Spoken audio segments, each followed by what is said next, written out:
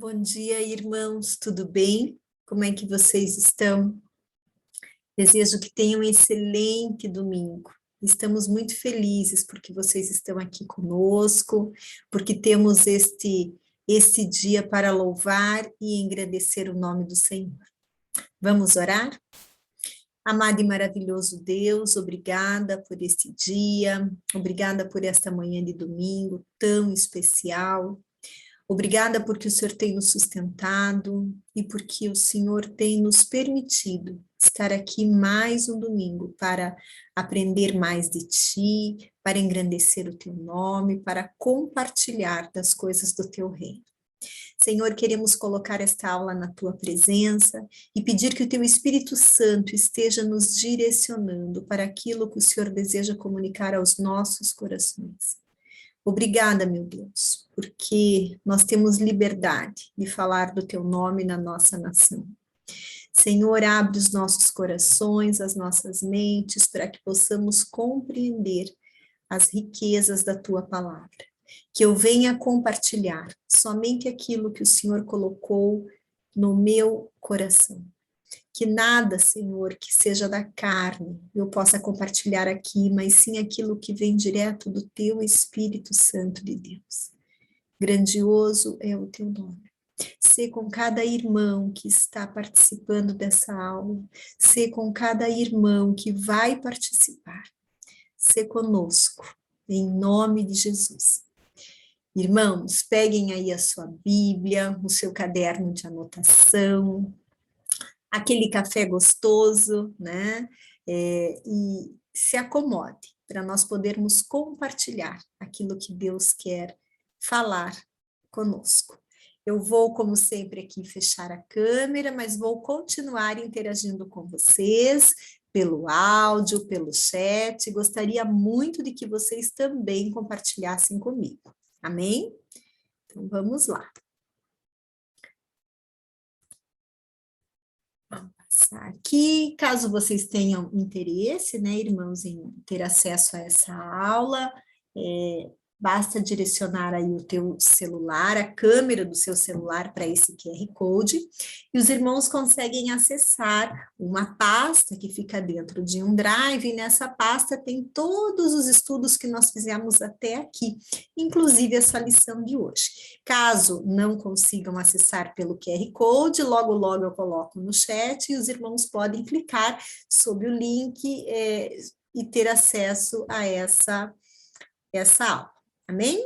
Então, vamos lá, irmãos. Continuamos aí o nosso estudo sobre o livro de Esdras e Neemias, uma perspectiva de liderança. E para hoje, eu gostaria de iniciar a aula levando os irmãos a uma reflexão sobre essa imagem. O que vocês visualizam? Escrevam aí no chat para mim. O que os irmãos percebem nessa imagem? Algo estranho, algo que chama a atenção. O que ela representa para vocês? Conseguem perceber que há algo, irmãos, que não está uniforme, que não está em equilíbrio?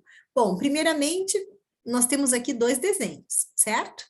No primeiro desenho, nós temos ali uma pseudo-fruta, né? Uma espécie de fruta, há uma parte de uma laranja com uma parte de uma maçã, e elas estão unidas não de uma forma natural. Vocês percebem que há alguns alfinetes que juntam essas frutas na intenção de fazer essas duas metades serem uma única fruta, uma laranja com uma maçã.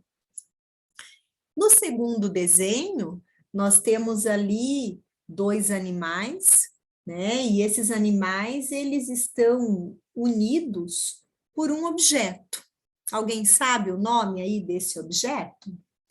Se sabe, coloca lá no chat para nós, irmãos. Qual que é o nome desse objeto?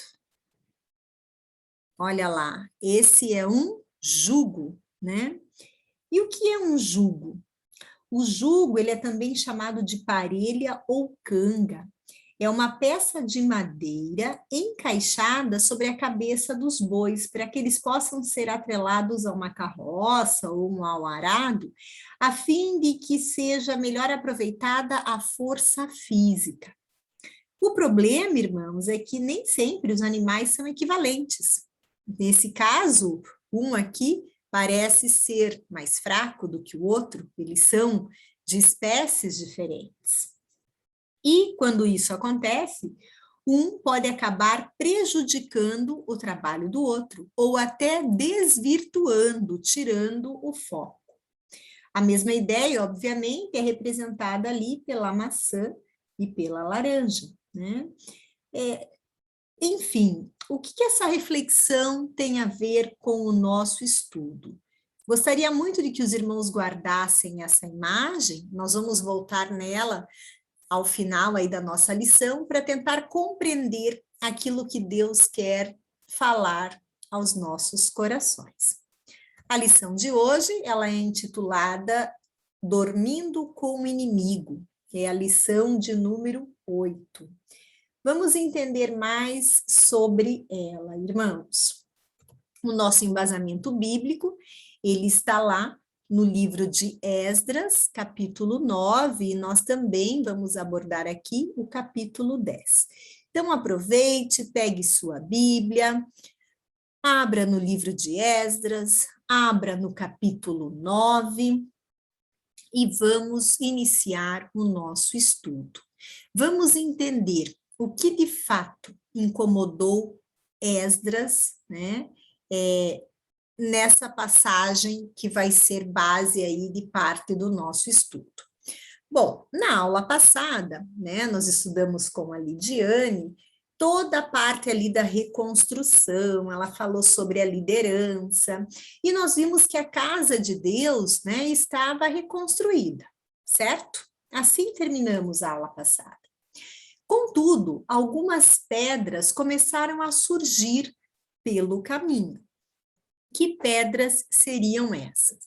Então, eu convido os irmãos a lerem aqui comigo os primeiros capítulos, né? Ou melhor, os primeiros versículos do livro de Esdras, capítulo 9. Depois que tudo isso foi feito, alguns líderes do povo de Israel vieram falar comigo. Eles me contaram que o povo, os sacerdotes e os levitas não tinham ficado separados das pessoas e dos costumes pagãos e nojentos dos cananeus, dos heteus, dos perizeus, dos jebuseus, dos amonitas, dos moabitas, dos egípcios e dos amorreus. Homens israelitas haviam casado com mulheres estrangeiras. E assim, o povo escolhido por Deus tinha se misturado com gente de outros povos. E os chefes e líderes do povo haviam sido os primeiros a cometer esse pecado. Quando ouvi isso, rasguei as minhas roupas em sinal de tristeza, arranquei os meus cabelos e a barba e me sentei, muito desgostoso. Fiquei ali sentado, cheio de desgosto, até a hora do sacrifício da tarde. E o povo começou a se juntar em volta de mim. Eram os que estavam com medo por causa do que o Deus de Israel tinha dito a respeito dos pecados dos que tinham voltado da Babilônia.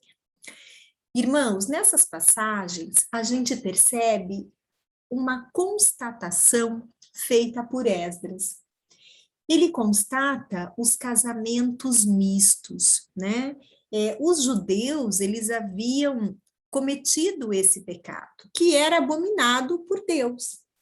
Isso era um problema, porque poderia conduzir à extinção da religião verdadeira. No casamento, nós sabemos que, além da noiva, vinham os deuses que ela seguia. Então, esses casamentos com mulheres que não professavam a mesma fé dos judeus, que não criam em Deus, esses casamentos, eles contribuiriam para essa apostasia da fé. E isso era um pecado muito grave. Estando em aliança com Deus, Israel sabia que não deveria haver casamentos mistos com nações pagãs. É interessante, né? Porque Esdras era conhecedor das Escrituras. Ele sabia muito bem a orientação de Deus em relação à questão do casamento. Por isso que ele se revolta tanto, irmãos, quando ele fica sabendo de tudo isso. Algumas passagens bíblicas reforçam essa ponderação, essa exortação de Deus em relação aos casamentos mistos. O dilúvio, né, que está lá em Gênesis, de 6, 1, 2, 4 e 5, era resultado de casamentos mistos. O conselho de Deus a Israel sobre casamento, depois de tirá-los do Egito, presente em Êxodo 34, 14 a 16, Deuteronômio 7, do 1 ao 4, também reforça essa questão. A vida de Salomão, irmãos, né, demonstra vividamente porque Deus recomenda tanto.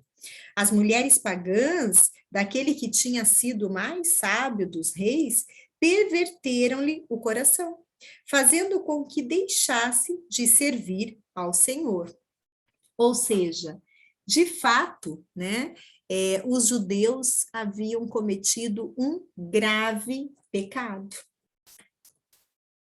O que acontece diante disso, né? Esdras, ele, tomado de tamanha tristeza, ele vai orar a Deus. E ele diz assim: quando chegou a hora do sacrifício da tarde, a hora da oração, eu saí daquele abatimento e me ajoelhei para orar, usando ainda as roupas rasgadas. Então, levantei as mãos para o Senhor, meu Deus, e disse: ó Deus, estou muito envergonhado e não tenho coragem de levantar a cabeça na tua presença. Estamos afundados nos nossos pecados que sobem até o céu. Desde o tempo dos nossos antepassados até hoje, nós, o teu povo, temos pecado muito.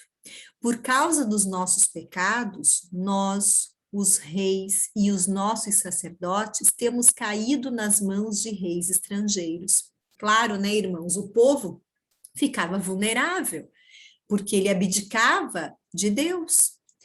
Temos sido mortos, roubados, levados embora como prisioneiros, e até hoje temos sido desprezados. Mas agora, ó Senhor nosso Deus, tu foste bondoso por algum tempo e deixaste que alguns de nós escapássemos e vivêssemos seguros neste lugar santo. Tu nos deixaste escapar da escravidão e nos destes uma vida nova. Éramos escravos, porém não nos deixastes na escravidão.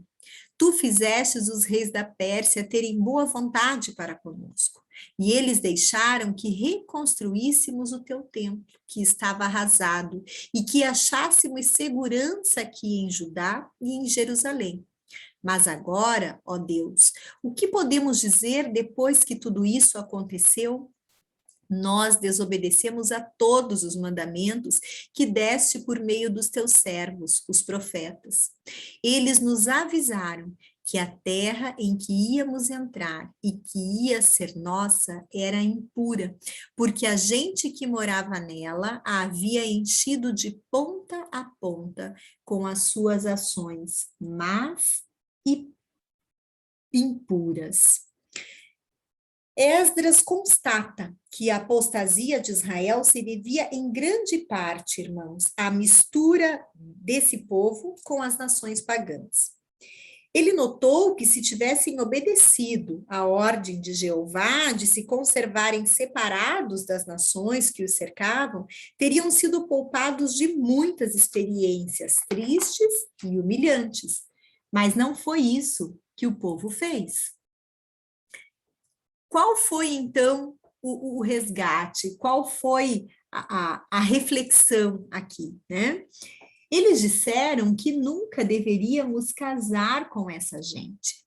Disseram também que nunca deveríamos ajudá-los a ter paz e prosperidade, se quiséssemos comer os bons alimentos produzidos pela terra e passá-la aos nossos descendentes para sempre. Mas, depois de tudo o que aconteceu como castigo pelas nossas maldades e pelas nossas grandes culpas, nós sabemos que tu, ó Deus, nos castigastes menos do que merecíamos e nos deixastes com vida. Como então poderíamos desobedecer novamente aos teus mandamentos e casar com essas pessoas que fazem coisas tão nojentas? Se fizéssemos isso, tu ficarias tão irado conosco que nos destruirias completamente e não deixarias que ninguém escapasse. Ó Senhor, Deus de Israel, tu és justo, mas nos deixaste escapar com vida, como se pode ver hoje. Nós te confessamos que somos culpados. Não temos o direito de ficar na tua presença. É interessante, né, irmãos, que Deus havia feito uma promessa na aliança de que ele abençoaria e ele jamais abandonaria o povo dele, caso eles depositassem a sua confiança nele e o adorassem, apenas a ele. Ao longo dos anos, entretanto, o que acontece? Os israelitas deixaram inúmeras vezes de cumprir parte do acordo, mas Deus permanece fiel. Esdras declara que Israel deveria se envergonhar diante de Deus, mas também lembra que Deus é reto, justo e bondoso. Sobre o capítulo 9, o que nós percebemos? O que é aí evidenciado? O problema é desmascarado. Qual que é o problema? O povo de Israel está seguindo as abominações.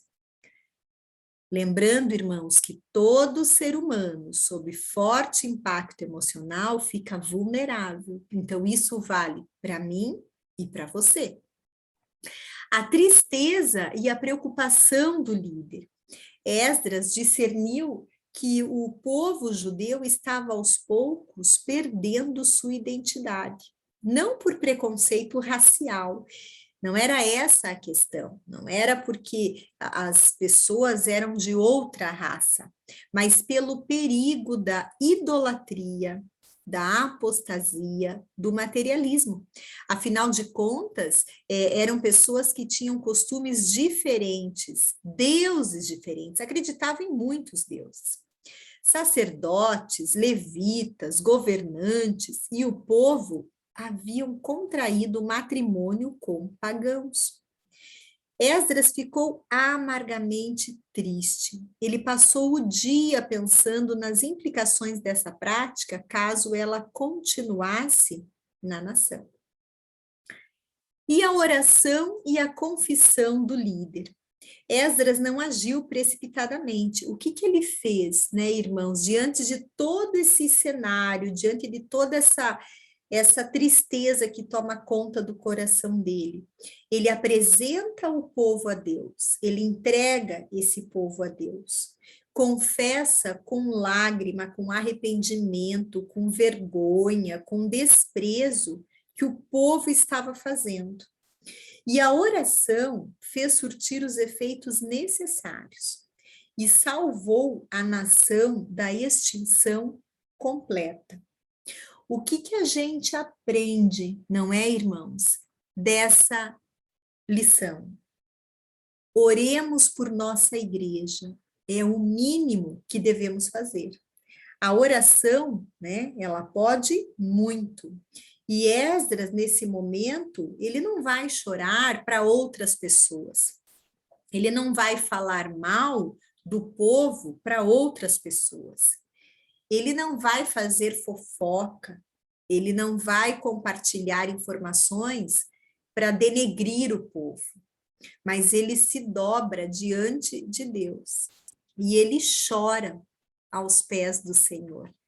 É um choro de arrependimento, é um choro sincero. Ele entrega tudo aquilo que ele tem no coração dele para Deus. Afinal de contas, ele tinha uma grande responsabilidade. Ele foi levantado aqui como líder, né, para erguer esse povo, para sustentar essa coluna, enquanto um povo de oração, enquanto o povo que representaria Deus. E aí ele se depara com essa situação. Então ele leva para Deus o problema, para que Deus traga a solução. E agora, né? A oração de Esdras, qual é o efeito que ela faz aí surtir no povo? Como foi o mover de Deus? Será que esse povo tomou uma atitude? Vamos caminhar, irmãos, mais um pouquinho aí pelo nosso estudo. Vamos lá agora para o capítulo 10. O que diz no capítulo 10, não é? Em sua oração, Esdras ele não sugere nenhuma solução. Nós fizemos ali a leitura. Mas quando os judeus testemunharam a angústia de Esdras, eles foram tomados por uma consciência e perceberam as consequências do casamento misto. Lá no capítulo 10, versículo 1 e 2, né? Está escrito assim, acompanhem lá comigo, irmãos. Esdras 10, versículos 1 e 2. Enquanto os irmãos abrem, vou tomar uma água aqui.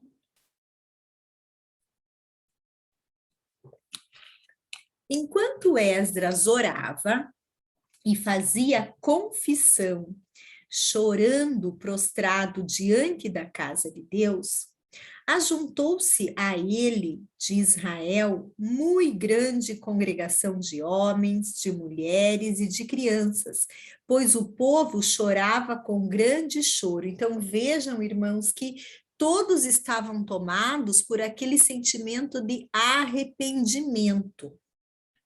Então Secanias, filho de Jeiel, um dos filhos de Elão, tomou a palavra e disse a Esdras: nós temos transgredido contra o nosso Deus, casando com mulheres estrangeiras dos povos de outras terras. Mas no tocante a isto, ainda há esperança para Israel. Vejam, irmãos, que Esdras, ele ensinou a lei. Ele jejuou, orou pelo povo, compartilhou de sua vergonha, respondeu ao seu pedido de ajuda, apoiou os planos, declarou o fato de sua pecaminosidade, chamou-os à confissão e à obediência, e delegou responsabilidades enquanto trabalhava lado a lado com outros para realizar a tarefa. Esdras, ele foi enviado para ensinar a lei e trazer reformas para os judeus. Então, imaginem como que ele não estava se sentindo. Este capítulo revela que a missão de Esdras foi cumprida. Em Jerusalém, a era de Davi e dos reis havia acabado, e não voltaria até que viesse o Messias. O povo constituía agora a figura central da história que Deus desenvolveria a partir de então. Não havia mais heróis, mas apenas o povo de Deus perseverando na fé a cada novo dia. Por isso, esse povo precisava, de fato, ser um povo separado de outras nações. Qual foi, então, a ação do povo? Qual foi o mover, né? Houve, irmãos, um divórcio coletivo. E a pessoa que se mostra fundamental é justamente Secanias, que nós acabamos aqui de ler sobre ele, filho de Jeiel e um dos filhos que eram dos filhos de Elão. Ele era mais próximo do povo que Esdras e garantiu que era possível resolver o problema. Eles só precisariam de um plano e de tempo. O plano decidido foi o seguinte: separem-se dos povos vizinhos e das suas mulheres estrangeiras. Esse texto, ele pode ser mal interpretado se o contexto não for levado em conta. Se nós entendermos isso fora do contexto, com certeza é estranho, né, pensar aqui que a decisão foi: mandem suas mulheres e seus filhos embora. Vamos colocar isso dentro do contexto. Nós estamos falando de um povo que estava passando por um período de reforma radical. Era uma limpeza intensa e severa, irmãos. Depois de viver 70 anos como escravos, eles passaram fome, sede, frio, viram muitos dos seus parentes, filhos, enfim, morrer. O trauma do cativeiro era imenso, portanto, eles estavam dispostos a fazer o que fosse necessário para não viver novamente o que tinham vivido. Obviamente que a questão do divórcio não é a vontade de Deus, mas estamos falando aqui sobre desobediência, sobre apostasia, sobre maldição. Lembrem-se de que eles casaram, eles se uniram com mulheres, né? Fizeram alianças aqui com povos que não eram povos recomendados por Deus, não eram os povos que acreditavam em Deus. Pelo contrário, essas pessoas trouxeram outros deuses, né? E acabaram aí prejudicando muitos do povo de Deus. A atitude de Esdras e do povo naquele momento foi coerente com o contexto vivido por eles. Mas vale lembrar que os traumas e infelicidades provocadas pela ruptura desses casamentos não podem recair sobre Esdras, mas sim sobre aqueles que irresponsavelmente transgrediram a lei de Deus. Sobre o capítulo 10, né, o que a gente poderia aqui ressaltar? Talvez Secanias tivesse se casado com uma idólatra, né? Ele usa ali a primeira pessoa quando ele fala no texto, ele se coloca: nós temos transgredido contra o nosso Deus. Então, pode ser, de fato, que ele tivesse se casado com uma, ou que ele tome partido aí em nome do povo, em nome dos seus parentes, enfim. Ele é um líder que naquele momento se faz junto do povo e mobiliza todos para tomar uma atitude.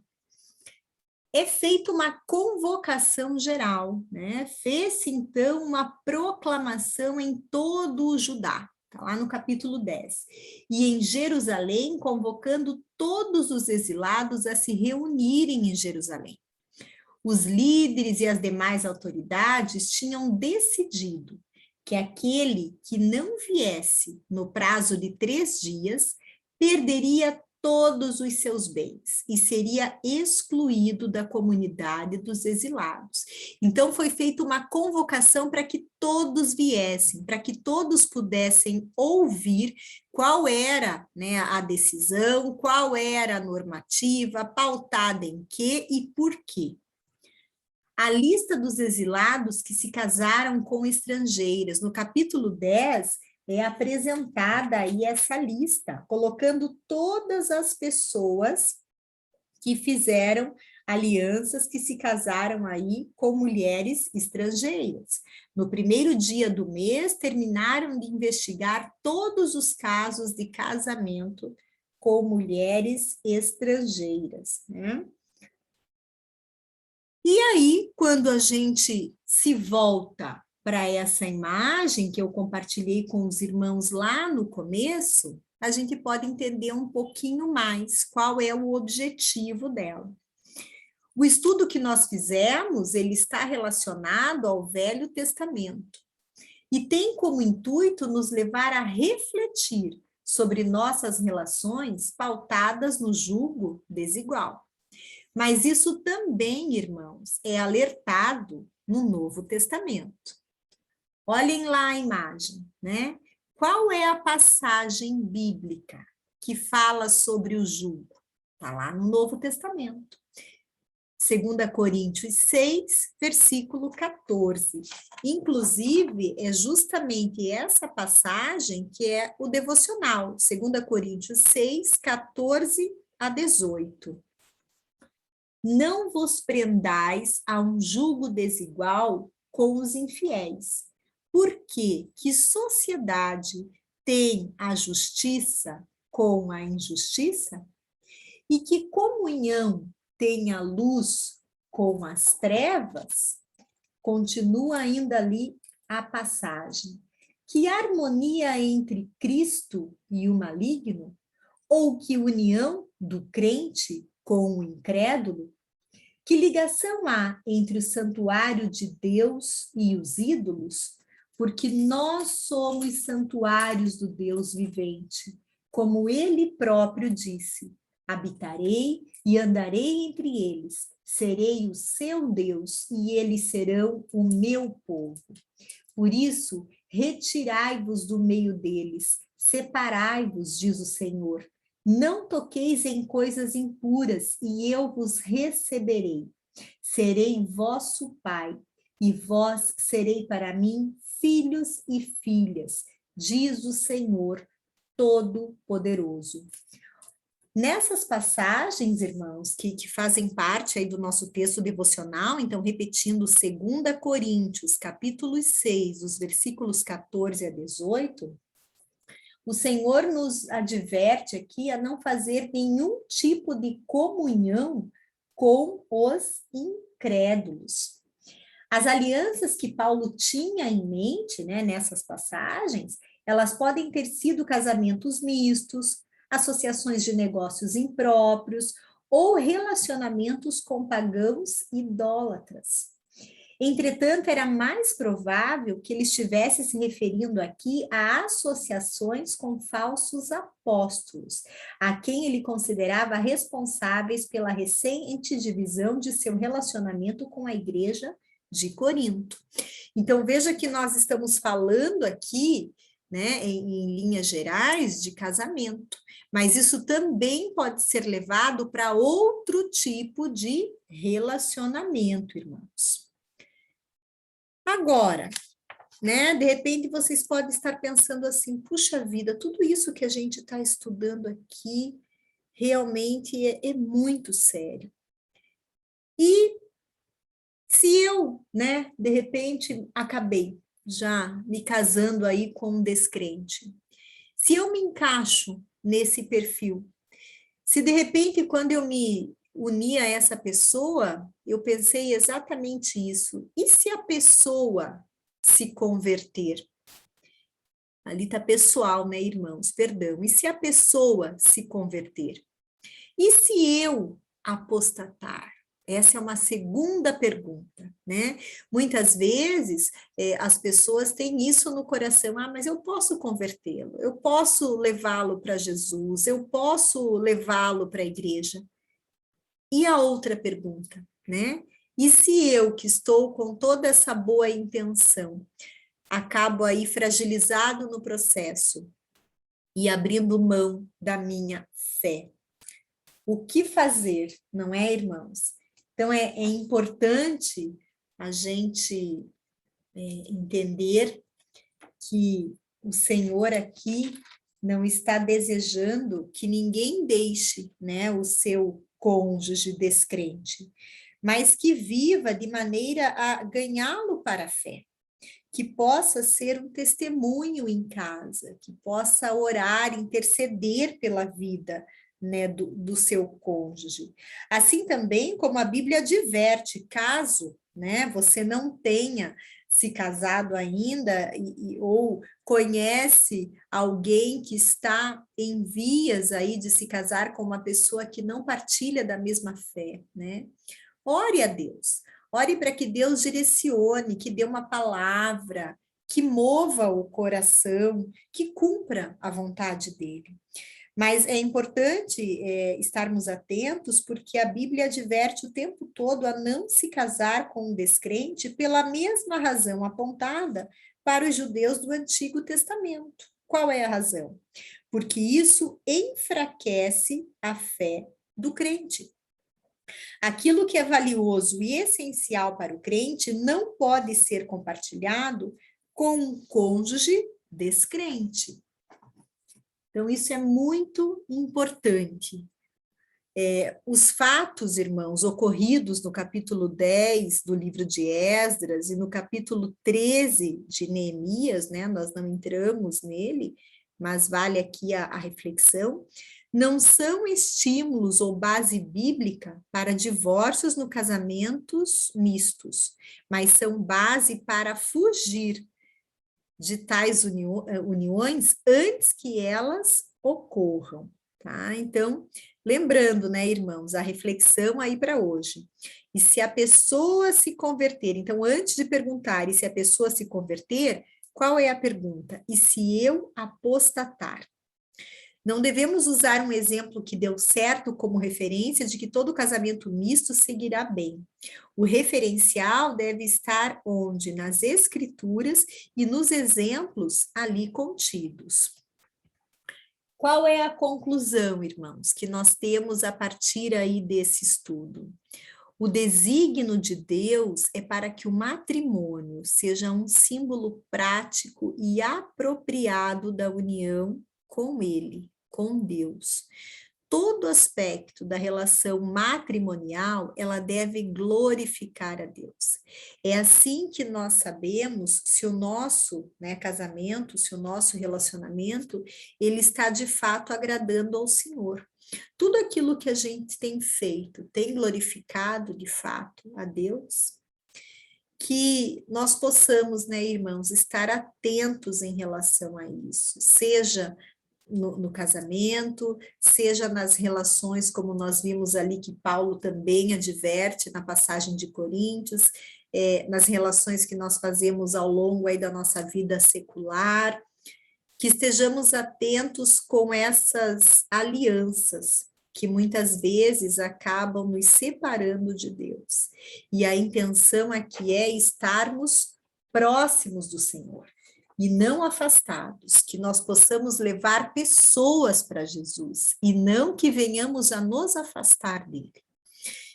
Que Deus realmente possa ter misericórdia, né? Assim como teve com o povo de Israel, das nossas vidas. Que ele possa, de fato, estar falando aos nossos corações, para que nós tenhamos a clareza, que possamos perceber tudo aquilo que ele quer nos ensinar. Amém? Irmãos, daqui a pouquinho, às 10 horas, nós temos a Escola Bíblica Dominical Infantil, né? Qual que é o tema? Deus guarda e cuida do seu povo. Está lá em Êxodo 12, dos versículos 31 ao 51. Deus viaja com o seu povo. Então, coloque as crianças para assistir. É extremamente importante que elas sejam, né, orientadas, que elas sejam acompanhadas por Deus aí desde sempre, porque com certeza isso vai fazer grande diferença nas escolhas quando crescerem, nas escolhas dos seus cônjuges, nos relacionamentos, eles serão pautados aí pela palavra, para poder discernir aquilo que agrada ao Senhor e aquilo que não agrada ao Senhor. Vamos orar? Amado e maravilhoso Deus, obrigada por esse tempo gostoso na tua presença. Obrigada, Senhor, pelo ensinamento. Se ficou alguma dúvida no coração de algum irmão, que o Senhor realmente possa, com o teu Espírito Santo, trazer a revelação. Que ao longo da semana os irmãos possam meditar na sua palavra, a fim de buscar aí um acalento para o coração, caso alguma reflexão da lição de hoje tenha despertado uma inquietação. A tua palavra é boa, a tua palavra é verdadeira, a tua palavra nos traz paz, porque o Senhor é um Deus de paz. Então, traz, Senhor, a paz aos nossos corações. E se há algo aqui de que precisamos nos arrepender, assim como fez, Senhor, aquele povo lá em Israel, que nós possamos também nos prostrar diante de Ti, dobrar os nossos joelhos e nos arrependermos dos caminhos maus, caminhos que têm nos afastado da tua presença. Perdoa, Senhor, as nossas falhas, perdoa a nossa desobediência, perdoa, Senhor, se nos afastamos de ti. Nós nos arrependemos, Pai, disso e queremos mesmo estar pertinho, saber que estamos protegidos, que estamos amparados, que o Senhor é o nosso Deus. Nós declaramos que o Senhor é o nosso único e suficiente Deus. Obrigada, Jesus, por esse tempo e por essa oportunidade de reconhecer a sua soberania nas nossas vidas. Abençoa as nossas famílias, abençoa a nossa igreja, os pastores, a liderança. Dai-nos um domingo abençoado na tua presença e que possamos, ao longo da semana, refletir o teu bom perfume. Em nome de Jesus é que nós oramos e agradecemos. Amém, irmãos. Deus abençoe e que estejamos aí logo, logo juntos, né, de forma presencial, acompanhando as nossas aulas. Um beijo e um bom domingo. Tchau, tchau.